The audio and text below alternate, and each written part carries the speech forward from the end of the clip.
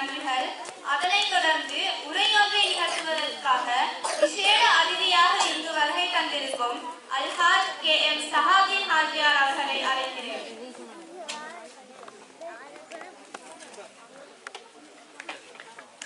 Thanks to the principal for delivering the welcome speech. Next, I invite Mr. Alhaj Sahabin Hajiar to say some words. Ini kelima katawa ඉදිරිපත් කළ කල්පරිතුමාට ස්තුතියි. ඊළඟට ආරාධිත අමුත්තා ලෙස අල්හාජ් සහාබින් හාජියාගේ කතාවයි.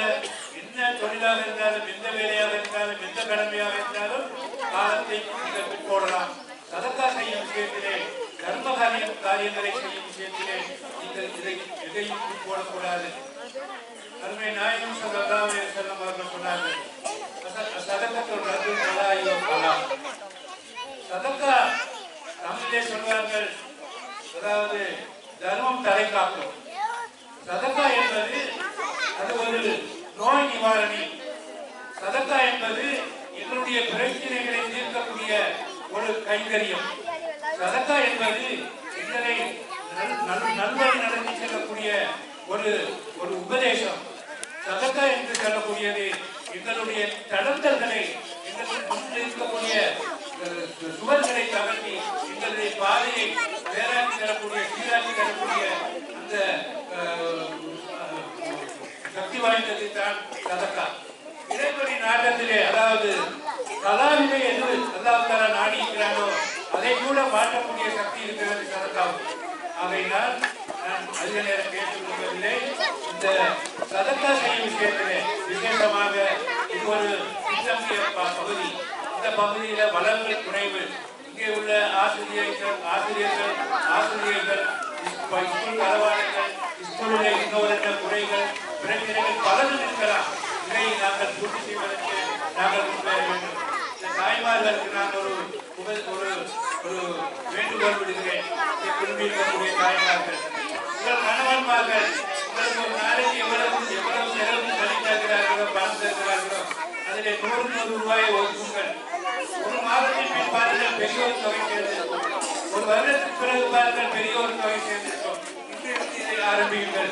கணவர்கள் தெரியாமல் அது உங்களுடைய பிள்ளைகளுடைய வாழ்க்கையை வெளிச்சமாக்கும். உங்களுடைய கணவருக்கு அது ஒரு கணவனுடைய முயற்சிகளிலே வெற்றியை தரும். எனவே இந்த முறையை நீங்கள் கையாண்டு இந்த பணத்தை நீங்கள் சேர்த்து பாடசாலையுடைய குறைகளை தெரிவிப்பார்கள். பாரதிதாசன் சொன்னார் நீங்கள் 1000 ஆலயங்கள் கட்டுவதை விட 1000 ஆலயம் என்று சொன்னார் என்ன படிப்பார்கள், 1000 பள்ளிவாசல்களை கட்டுவதை விட ஒரு பாடசாலைக்கு உதவுவது, ஒரு ஏழை மாணவனின் படிப்புக்கு உதவுவது என்று சொன்னார்.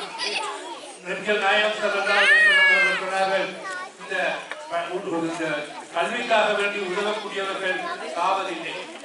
அவர்களுடைய நாம் எந்த நாளும் நிலைத்திருக்கும், காலம் பூராக நிலைத்திருக்கும். அப்படியான ஒரு கைங்கரியம். எனவே நான் அதிகம் பேசவில்லை. ஒரு விஷயம் நான் சொல்லுகிறேன் என்று சொன்னால், நான் மிகவும் ஆச்சரியத்தில் இருக்கிறேன், பெரிய ஒரு வியப்பிலே இருக்கிறேன். நாங்கள் இங்கே வந்து பார்க்கும்போது, எங்களுக்கு இந்த தேவைகளை பற்றி இங்கே பேசும்போது, எங்களுடைய காதிலே இந்த செய்தி இருக்கும்போது நாங்கள் நினைக்கவில்லை, திரும்பவும் நாங்கள் இந்த இடத்திலே வந்து இந்த வேலையை எங்கள் கையால் செய்ய உதவி செய்வார் என்று சொல்லி எங்களுடைய நியத்தை கபூல் செய்தார்.